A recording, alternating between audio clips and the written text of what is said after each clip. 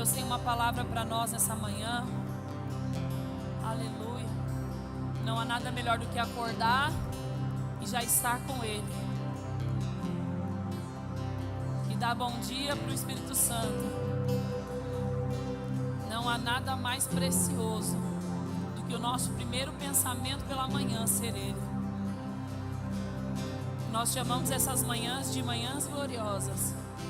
Então se prepare, porque a qualquer momento o Espírito Santo de Deus pode te tomar no seu lugar.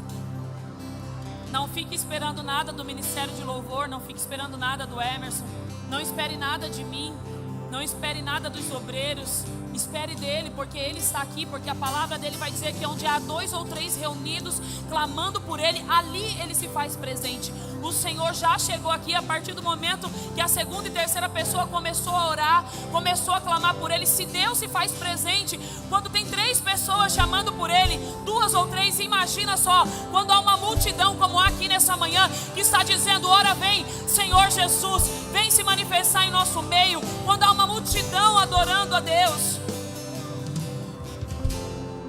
A vez que eu li na Bíblia em Atos, que estavam todos juntos, reunidos, orando e esperando em Deus, algo poderoso aconteceu em Atos 2, e eles foram cheios do Espírito Santo.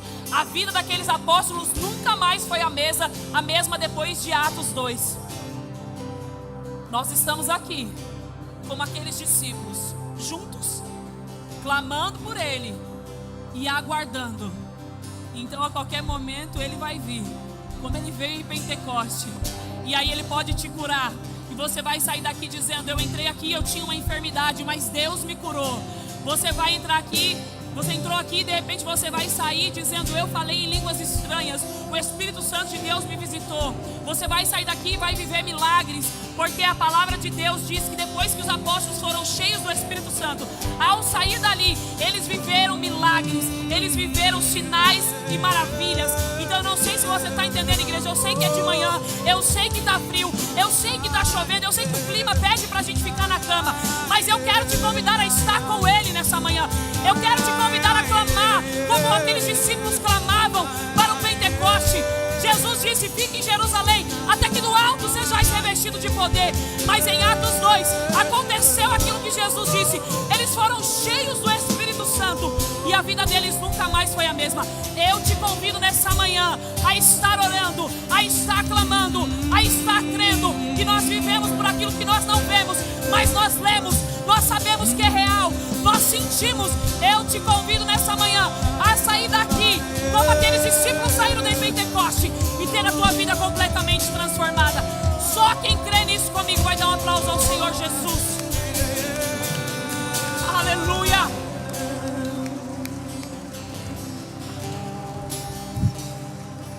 Aumenta um pouquinho aqui o retorno. Eu não sei se tem que virar a caixa, por favor. Eu não estou me ouvindo bem aqui. Está me ouvindo bem aí atrás, tá bom? Glória a Deus. Só se puder aumentar um pouquinho aqui o retorno. Aleluia. Queridos, Deus me entregou uma palavra. E o tema dessa palavra talvez assuste algumas pessoas, mas essa é a intenção. O tema dessa ministração é Deus trabalha no esmagamento. Lucas capítulo 5, versículo 1. E aconteceu que, apertando a multidão para ouvir a palavra de Deus, estava ele junto ao lago de Genezaré.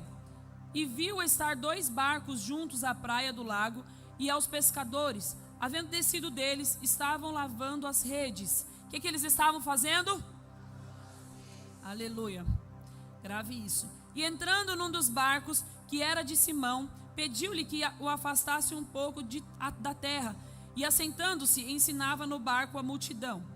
E quando acabou de falar, disse a Simão, fazer-te ao mar alto e lançai as vossas redes para pescar. E respondeu Simão, disse-lhe, mestre, havendo trabalhado toda a noite, nada apanhamos, mas sobre a tua palavra lançarei a rede. E fazendo assim, colheram uma grande quantidade de peixes, e rompia-se-lhe as redes. E fizeram sinal aos companheiros que estavam no outro barco, para que fossem ajudar.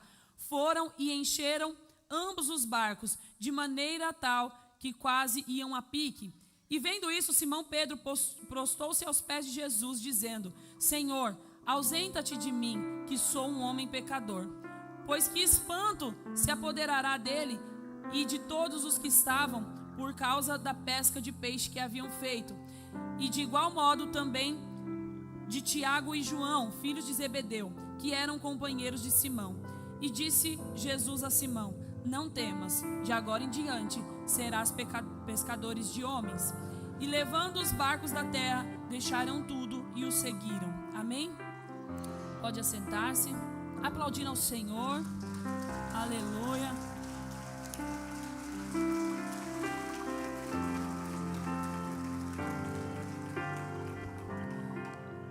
Deus trabalha no esmagamento.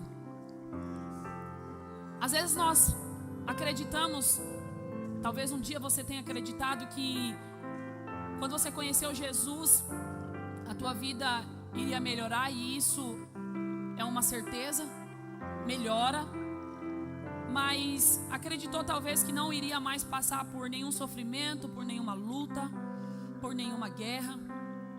Mas quando você começa a conhecer Jesus de verdade, você começa a ler a palavra, e você começa a conhecer a história de Jesus e como os discípulos seguiram depois de Pentecoste. Assim como eu disse aqui no início, eles viveram milagres, eles viram curas, eles foram um instrumento para curar, um instrumento para pregar o evangelho, eles viram sinais e maravilhas acontecendo. Mas você vai ver também que em todos os milagres que eles viveram, eles foram esmagados primeiro. Até o próprio Jesus, para viver um milagre, ele precisou passar por um esmagamento. Ele foi para uma cruz e foi pendurado em uma cruz para viver o propósito ao qual ele nasceu para viver, que foi para nos salvar. Então todo o propósito de Deus, todo milagre, quando ele é gerado, antes ele é passado por um processo, e esse processo eu vou chamar hoje de esmagamento. Nós não podemos negar a realidade em que nós vivemos para poder viver o milagre. Nós não podemos acreditar que só vive milagre quem tem condição financeira, só vive milagre quem é pastor, só vive milagre quem tem títulos ou quem tem cargos. Não, é através da sua realidade que Deus vai produzir o milagre. Seja ela qual for, não negue a sua realidade para viver o milagre. A realidade de Pedro que nós lemos aqui era uma rede vazia. A realidade de Pedro era uma realidade cansada. Ele havia trabalhado a noite inteira tentando pescar, mas ele não conseguiu pegar nada. A realidade de Pedro era uma rede limpa, porque nós lemos aqui, a Bíblia diz que ele lavou a rede. A rede dele já estava limpa, ele já tinha lavado, porque ele não conseguiu pescar nada. Mas a realidade de Pedro não o impediu de viver o milagre. Por causa de quem? Por causa de Jesus. Nós odiamos passar pelos processos, nós odiamos sentir dor, mas elas são necessárias, porque elas vão produzir em nós, estão produzindo em nós um milagre. Estão produzindo em nós para viver um milagre, ser esmagado, passar por lutas, passar por guerras, passar por sofrimentos. Não é fácil, é difícil, nós não gostamos, nós não queremos. Por muitas vezes na minha vida, por muitos anos, eu conhecia Jesus, eu já estava convertida, andando com Jesus, mas a minha oração de modelo de Jesus não era para que Deus fizesse a vontade dele, era: se possível for, afasta de mim esse cálice. Porque eu tive uma infância difícil, vim de uma infância difícil, onde nós passávamos muita necessidade. Então, quando eu vim para Jesus, as coisas mudaram. Jesus transformou a minha história, mudou a história da minha família. Nós já não éramos mais aquela família excluída, não éramos mais aquela família que passava tanta necessidade. E a minha oração era: Deus, se possível for, afasta de mim esse cálice. Porque eu não quero viver de novo o sofrimento e a dor que eu vi a minha infância inteira. Eu não quero viver a vida que os meus pais tiveram. Eu não quero viver padecendo, eu não quero viver mendigando. Então a minha oração era: Deus, eu não quero passar processo. Afasta de mim esse cálice. Eu quero viver só a vida abundante que o Senhor tem para mim. Mas para viver uma vida abundante, para viver os milagres, é necessário sermos esmagados. É necessário passarmos pelo processo. Um dia eu entrei no meu quarto jejuei 3 dias. Nós estávamos numa transição para iniciar o ministério da IAP Vila Matilde, para começar naquela garagem. E eu jejuei 3 dias junto com meu esposo. Eu fui para o quarto no dia para abrir esse jejum. E eu falei: Deus, a minha oração hoje muda. Faça o que for necessário para que eu viva o propósito. A partir do dia que eu entrei no meu quarto e fiz essa oração, as coisas declinaram. Tudo aconteceu. Mas a cada vez que Deus permitia que nós fôssemos esmagados, nós subíamos um nível. A cada vez que nós éramos esmagados e passávamos um processo, era acrescentado sobre nós um peso de glória. A cada vez que nós éramos esmagados, nós víamos mais cura. A cada vez que nós éramos esmagados, nós víamos um encontro mais cheio. A cada vez nós ouvíamos mais testemunhos, nós víamos mais vidas sendo restaurados, ao ponto de nós estarmos com 5 anos com uma igreja desse tamanho. Porque Deus não parou de fazer, porque Deus não parou de multiplicar, mas nós também não paramos de ser esmagados. Mas nós também não paramos de viver processos, mas nós também não paramos de viver sofrimentos, mas em todos eles nós nos alegramos, porque isso está produzindo em nós um peso de glória eterno. Ei, o sofrimento está nos conduzindo a Deus. Os dias maus estão nos conduzindo a Deus. Os dias de dor e sofrimento nos levam para os pés de Jesus.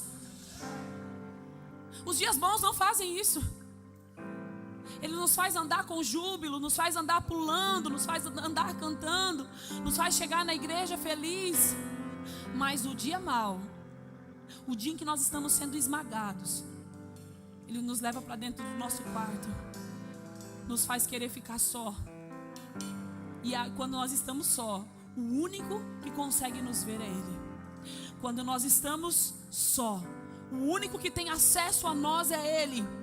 Quando o mundo te frustra, quando o mundo te decepciona, o único que não faz isso é Ele. Quando o mundo te abandona, Ele continua lá. Quando você tem vontade de sumir, de morrer, de desistir, Ele continua lá. Quando você está feliz, Ele também está lá. Ele não nos abandona. Ele não nos abandona. A Bíblia vai dizer que Deus livrou Daniel do leão, amém? Ele livrou Daniel da cova? Ele não livrou Daniel da cova. Deus é um Deus poderoso. Ele poderia ter permitido que Daniel nem chegasse lá. Mas a Bíblia diz que Deus permitiu que ele fosse parar na cova dos leões, mas nenhum leão tocou nele. Deus vai permitir que você entre na cova, mas não vai deixar nenhum leão tocar em você. Ele vai permitir que você passe processo, mas não vai te matar. Ele vai permitir que você passe lutas, mas elas não vão te matar. Ele vai permitir que pessoas te abandonem, mas você não vai estar sozinho, porque Ele está com você. Ele é o Deus que não abandona. Calma, Ele está só gerando um milagre. Calma, Ele só está gerando um milagre para que você viva aquilo que Ele projetou para você. É só um processo. Por mais que nós não queremos viver, nós precisamos desejar isso. Sabe, nós cantamos uma canção que não importa o preço que custe. Tem uma canção que nós aprendemos, até tinha falado para o Emerson pegar, mas ele não pegou. Uma canção que nós aprendemos lá no Panamá. Nós fomos no encontro agora e eles colocaram uma canção lá. Se chama Sulamita, o nome da canção. E o refrão da canção, eu vou falar aqui, mas eu não canto, vocês sabem. Mas o refrão da canção fala assim: não importa quanto lo que cueste, tu presença vale mucho más. Solo quero estar contigo una y otra y otra y otra vez. Não importa o preço que custe, eu só quero estar contigo uma e outra e outra e outra vez. São canções que nós não podemos só cantar, nós precisamos viver. No meio do processo, não importa o preço que custe, a tua presença vale muito mais. Eu quero ela uma vez e outra vez e outra vez, até que ela me consuma, até que ela me quebrante, até que ela me transforme, até que ela me cure. Eu não sei se você está entendendo. É até que ela te vire de ponta cabeça, é até que Deus faça o milagre. Enquanto o milagre chegar, eu não paro. Enquanto o milagre não chegar, eu não paro. Eu vou continuar lavando a rede, eu vou continuar lançando, eu vou continuar pescando.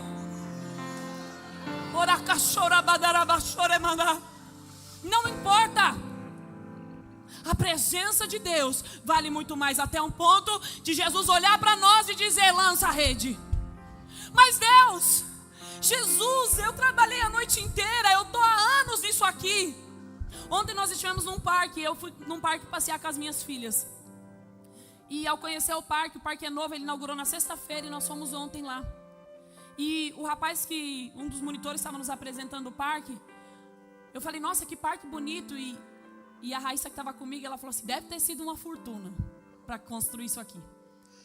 E ele falou assim, não só levou dinheiro, não só precisou de dinheiro, mas levou tempo.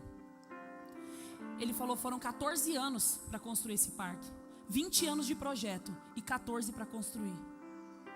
20 anos que ele estava se programando para criar um parque daquele. Ficou 6 anos projetando o parque e mais 14 anos para conseguir construir, até que o parque estivesse pronto. Ainda nós fomos lá, ainda tem brinquedos que não conseguiu ser inaugurado a tempo. O processo é demorado. Eu estou falando de uma coisa, de um parque de diversão. Não importa o tempo que custe. Aquele homem ficou 6 anos planejando, ficou 14 anos para construir, mas agora ele está desfrutando. Agora ele está recebendo as pessoas, está desfrutando de um sonho. E está desfrutando financeiramente também. Então tudo que nós vamos fazer na nossa vida é um processo para gerar um milagre. Você olha, você entra dentro daquele parque, você fala: é um milagre. A Emily ficou falando: mãe, como que eles conseguem trazer o animal para cá? Gente, o tamanho daquela girafa, ela pesa 1.100 toneladas, 1.100 quilos. Eu falei: como que consegue carregar a girafa para cá? Eu não sei, mas aconteceu. A girafa estava lá. Nós vimos ela. Eu não sei como o milagre vai acontecer na sua vida, mas as pessoas vão ver ele. Porque a minha Bíblia diz que quando Jesus disse para Pedro: joga, lança a rede, os peixes começaram a pular ao ponto do barco quase virar pique. Ei, eles começaram a chamar quem estava do barco do lado: vem pegar peixe, porque aqui está tendo um milagre. Ei, as pessoas vão ver o milagre chegando e vão dizer: divide comigo, eu também quero, eu também quero.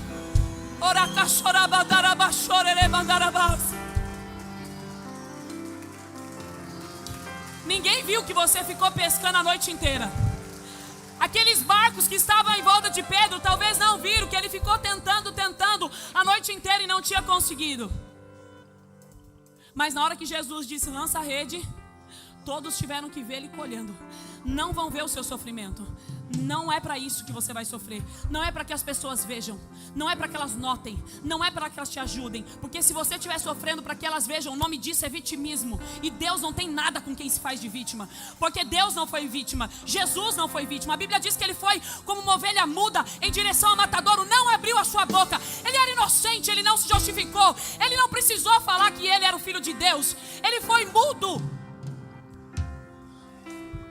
Mas o peso de glória que veio ao terceiro dia, quando ele ressuscitou, quando ele encontrou aqueles discípulos a caminho de Emaús, ei, a Bíblia diz que eles falaram: bem que eu via que quando ele falava, o meu coração queimava. Naquele dia eles receberam uma palavra para que a vida deles fosse transformada. Eu não sei se você crê, mas nessa manhã nós estamos recebendo uma palavra para que a nossa vida seja transformada. Eu não aceito ter vindo a este culto e sair dele da mesma maneira que eu entrei. Eu não aceito ter vindo aqui passando guerras, passando lutas e sair daqui pensando em desistir. Não, eu creio no milagre. Eu creio que o meu barco vai encher de peixe ao ponto de ter para multiplicar. Você crê nisso? Pedro disse: eu já lavei as redes. As lutas querem nos fazer parar. As lutas querem nos paralisar. Pastora, mas eu sofro demais, porque eu sou pobre. Mas quem disse que luta é para pobre? Luta é para justo. Luta não é para pobre. Luta não é para quem não tem dinheiro na conta, para quem não é empresário.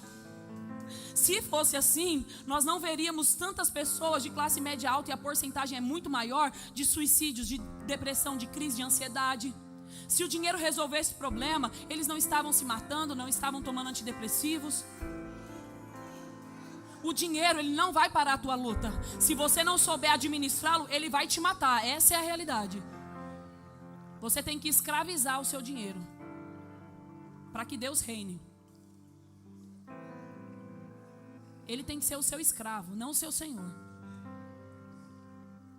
A aflição, ela vem para aquele que é justo, para aquele que quer o reino dos céus, para aquele que está tomando o reino à força, para aquele que está dizendo: eu estou passando por aflições, eu trabalhei a noite inteira, eu estou cansado, eu já lavei a rede, peixe nenhum pulou aqui. Mas como nós lemos no começo do versículo 5 aqui, mesmo assim, mesmo que Pedro tinha trabalhado a noite inteira, mesmo que Pedro não tinha pescado nada, mesmo que as redes já estavam limpas, a Bíblia vai dizer que Pedro empresta o barco para Jesus pregar. O propósito não parou. Mesmo que ele tinha passado por aflições, ele empresta o barco para Jesus pregar.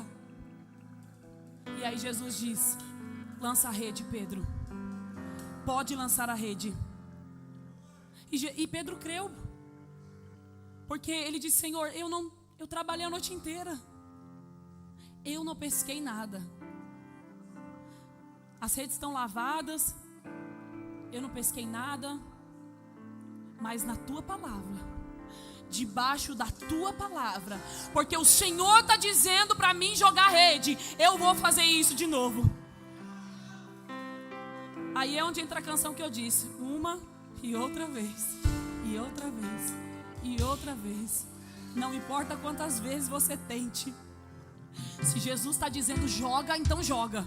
Se Jesus está dizendo agora é a hora de colher o milagre, então vai. Não importa quanto tempo você teve trabalhando, se foi a noite inteira como Pedro, ou se foi há 14, 20 anos como esse rapaz, dono do parque. Não importa. Se Jesus está dizendo lança a rede, então é a sua hora. Quando que Jesus não vai dizer para lançar a rede? Se você desistir. Se você no meio do processo dizer: Deus, para mim não dá, eu cansei, aí é com você. Agora se você continuar, mesmo capengando, igual o apóstolo Paulo diz: embora o meu exterior esteja cansado, o meu interior vai se renovando dia após dia, porque todas as vezes que eu entro na presença de Deus, eu sou renovado, porque eu entendo que tudo isso aqui vai passar. Isso são leves, a palavra de Deus vai dizer que isso são leves e momentâneas tribulações, que estão produzindo em nós um peso de glória eterno. Quer adorar Deus? Quer viver milagre? Quer viver sinais e maravilhas? Quer que Deus te use? Bem-vindo ao esmagamento. E nós temos que se alegrar. É difícil se alegrar na provação, mas nós temos que se alegrar. Continue lavando as redes, igreja. Jesus está olhando você lavar as redes, mas Jesus está vendo que você não desistiu, você continua no barco. Ele está vendo você lavar as redes, Ele está vendo você trabalhando, mas Ele está vendo que você também não está parando. Ele está vendo, Jesus está vendo, mesmo que ninguém esteja vendo, Jesus está vendo. Mesmo que você não esteja vendo nada acontecer, continue lavando as redes. A rede vai transbordar de peixe, diga amém. O barco de Pedro virou um púlpito para Jesus pregar o evangelho. Aonde você passou suas aflições, aonde você passou suas lutas, aonde você enfrentou guerras, é o lugar onde Deus vai te usar. Jesus poderia ter ido para outro lugar, mas não, Ele usou o barco de Pedro, o cara que tinha trabalhado a noite inteira e não tinha conseguido nada. Jesus vai te usar poderosamente em todos os lugares onde você passou guerra, onde você passou luta, onde você mais teve frustração, é o lugar onde Deus mais vai te usar. Os milagres vão pular na sua rede. Você consegue crer nisso? Os milagres vão saltar na sua rede. Vão começar a ver e você vai começar a dizer: você também quer um pouco? Vem aqui. Ei, vamos ali, tem um culto domingo de manhã, às 10 da manhã. Vem comigo, porque lá está tendo peixe, está tendo milagre. Deus está fazendo. Deus não para de fazer. Por quê, pastora? Porque Ele ainda é o mesmo. Olha, Ele não vai te livrar da cova, não. Ele vai te livrar do leão. Porque Ele não quer contar que você não foi para a cova. Ele quer contar, ele foi para a cova, mas ninguém tocou nele. O leão não tocou, ninguém tocou nele. É para o milagre ser maior.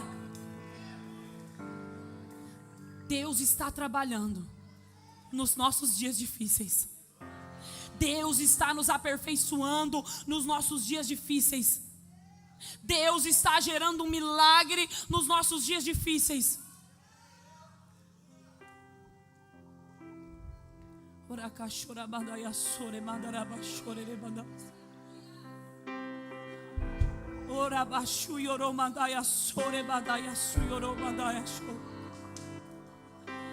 Não é hora de parar. É hora de lançar a rede.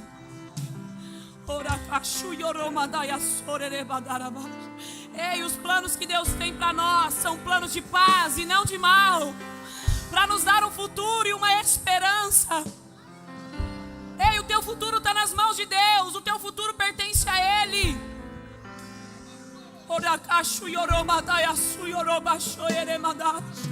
Pastor, eu quero ser usada por Deus. Bem-vindo ao esmagamento. Deus vai te esmagar, mas Ele vai te usar também.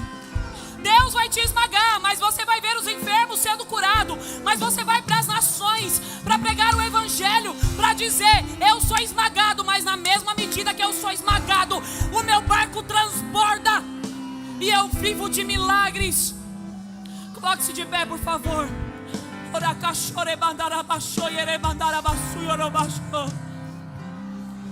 Deus tem milagre. Deus tem milagre. Mas nós seremos esmagados primeiro.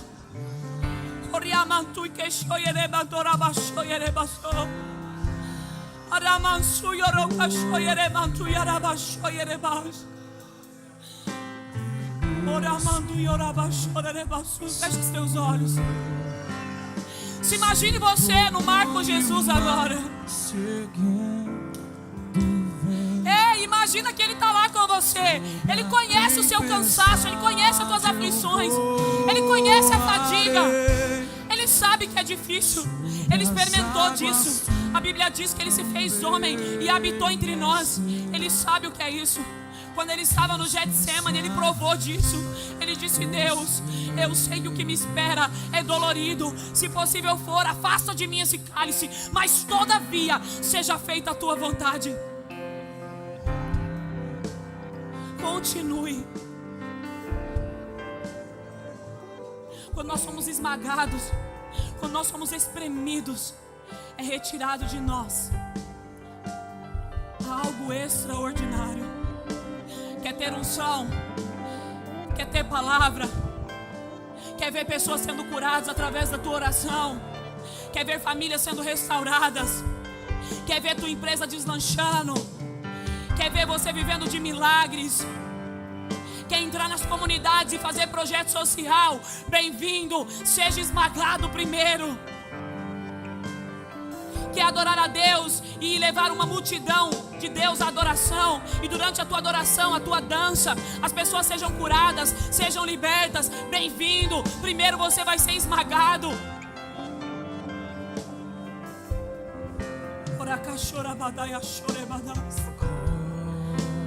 Fale com Deus. Fale com o Senhor.